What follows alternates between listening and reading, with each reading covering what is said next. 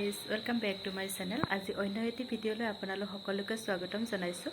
আজি বিশ্বকৰ্মা পূজা, তো সকলোকে বিশ্বকৰ্মা পূজা বহুত বহুত শুভেচ্ছা জ্ঞাপন কৰিলোঁ। লগতে আজি বিশ্বকৰ্মা পূজা বুলি এটা স্পেচিয়েল থালি ৰেডি কৰিব ওলাইছোঁ। তো আজি বনাম খিচাৰি। তো কেনেকৈনো বনাওঁ ভিডিঅ'টো প্ৰথমৰ পৰা শেষলৈ চাই থাকিব। ইয়াতে এগিলাচমানৰ জোখাই মুগ মচুৰ দাইল আৰু এমুঠিমান চাউল ধুনীয়াকৈ ধুই কিনে চাফা কৰি ৰাখি থৈছিলোঁ। আৰু ইয়াত দিবলৈ ভেজিটেবল হিচাপত ব্যৱহাৰ কৰিছোঁ ৰঙালাও অলপ, বন্ধাকবি, শুকান জলকীয়া, পিঁয়াজ, বিলাহী, আলু এটা, কচু আৰু জহা চাউল হ'লে ভালটো। মোৰ ওচৰত জহা চাউল নাছিলে, তো তাৰ কাৰণে এটা জহা ফুল কাটি লৈছোঁ আৰু পটল অলপমান ডাঙৰ ডাঙৰকৈ কাটি লৈছোঁ। আৰু ইফালে অলপমান আদা নহৰু ব্যৱহাৰ কৰিম। তো এইখিনি মই ধুনীয়াকৈ থেতেলাই ল'ম। ইফালে মই কুকাৰটো বহাই দিছোঁ, তো তাত অলপমান তেল ব্যৱহাৰ কৰিছোঁ আৰু ইয়াত দি দিছোঁ কেইটামান পাঁচফোৰণ আৰু শুকান জলকীয়া। এইখিনি মই ধুনীয়াকৈ অলপ টাইম ভজা যাব দিম আৰু লগতে দি দিছোঁ পিঁয়াজ।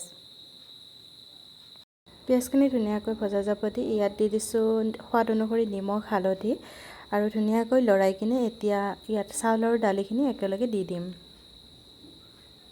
এইখিনি ধুনীয়াকৈ লৰাই ল'ম, কাৰণ মই কুকাৰত বহোৱাৰ কাৰণ এটাই, টাইমটো অলপ কমতে হয়। তো তাৰ কাৰণে মই কুকাৰতে বহাই দিওঁ খিচাৰি। তো ধুনীয়াকৈ অলপ টাইম ভাজি ল'ম, 2-3 মিনিটমান। আৰু এতিয়া ইয়াতে দি দিম অলপমান আদা নহৰু, যিখিনি মই থেতেলিয়াই লৈছিলোঁ। আৰু এতিয়া ধুনীয়াকৈ লৰাই ল'ম।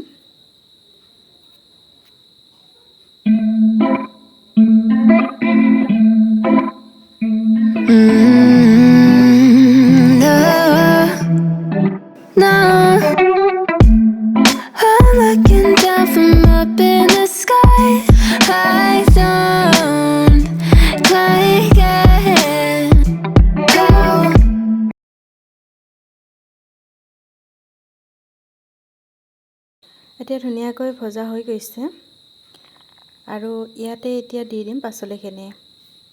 মই পাচলিখিনি ভাজি লোৱা নাই, তো একেলগে চব ব্যৱহাৰ কৰি দিছোঁ। এতিয়া গোটেইখিনি পাচলি একেলগে দি দিম। আৰু ইয়াত যিকোনো ভেজিটেবল ব্যৱহাৰ কৰিব পাৰে, বেছিকৈ ভেজিটেবল দিলে খাই বেছিহে সোৱাদ লাগে। তো মোৰ ওচৰত যিখিনি আছিল মই গোটেইখিনি ব্যৱহাৰ কৰিছোঁ। আৰু এতিয়া অলপ পানী দি দিলোঁ। এতিয়া ধুনীয়াকৈ কবিখিনিও দি দিছোঁ, ডাঙৰ ডাঙৰকৈ ব্যৱহাৰ কৰিছোঁ আৰু 2টা জলকীয়া দি ধুনীয়াকৈ 2টা চিটি লগাই দিম। আৰু গেছটো মই অলপমান মিডিয়ামত ৰাখিছোঁ। এতিয়া মই কুকাৰৰ ঢাকনখন খুলি দিছোঁ আৰু ধুনীয়াকৈ গোটেইবিলাক সিজি গৈছে। আৰু ধুনীয়াকৈ মই এতিয়া লৰাই ল'ম। আৰু কুকাৰত যিকোনো বস্তু বনালে কুকাৰৰ ঢাকনখন খুলি আকৌ অলপ টাইম উতলাই দিব লাগে। আৰু এতিয়া মই ইয়াত ব্যৱহাৰ কৰিছোঁ অলপ পানী। তো ধুনীয়াকৈ লৰাই লৈছোঁ, লৈ গেছটো মই অন কৰি দিম। আৰু মই অলপমান টেষ্ট কৰি চাইছিলোঁ, তো নিমখ অলপ কম পাইছোঁ, তো তাৰ কাৰণে আৰু অলপ নিমখ ব্যৱহাৰ কৰিছোঁ। এয়া ধুনীয়াকৈ আমাৰ খিচিৰি ৰেডি হৈ গ'ল। আৰু মই ইয়াত তেজপাত দিব পাহৰি গ'লোঁ, তো তাৰ কাৰণে এটা তেজপাত দি ধুনীয়াকৈ ঢাকন লগাই দিম। আৰু ইয়াত মই ব্যৱহাৰ কৰিছোঁ এচামুচ ঘি। এতিয়া ধুনীয়াকৈ কুকাৰ ঢাকন অফ কৰি দিলোঁ।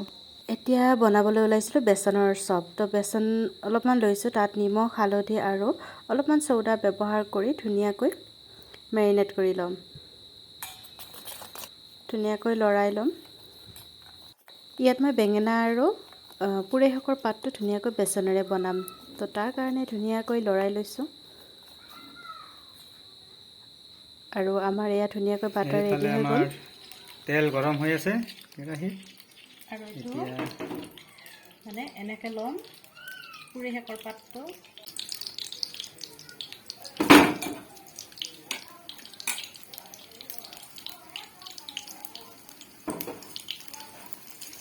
মচমচীয়া হৈ নে? এইটো খাই চাব, বঢ়িয়া টেষ্টি লাগে। ক'ত শিকিছিলা তুমি? মই কি নাজানো, বনাব জানো কিন্তু বনাই নোখোৱা আৰু।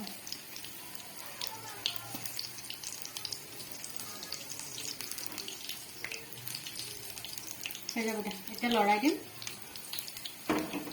পুৰি শাকৰ যিটো বেচনৰ চপ ৰেডি কৰিছোঁ ন, এইটো সঁচাই খাবলৈ বহুত টেষ্টি হয়। এবাৰমান আপোনালোকে ট্ৰাই কৰি চাব। আমাৰ ধুনীয়াকৈ মচমচীয়া হয় আৰু যিটো বিজলীয়া ভাৱ থাকে ন পাতটোৰ, সেই বিজলীয়া ভাৱটো ইয়াতে নোহোৱা হৈ যায়। সঁচাই বহুত টেষ্টি, এবাৰমান বনাই খাই চাব। এয়া বেঙেনাৰ চপ, পিঁয়াজ। ইফালে আমাৰ পূজাৰ স্পেচিয়েল থালি ৰেডি হৈ গ'ল। ইয়াতে খিচিৰি আছে, অলপ শাক ভাজিছিলোঁ, আচাৰ, ইফালে বেচনৰ চপ আছিলে আৰু পিঁয়াজ। ধুনীয়াকৈ আমাৰ থালি ৰেডি হৈ গ'ল। বঢ়িয়া। খাই দিয়া যে স্পেচিয়েল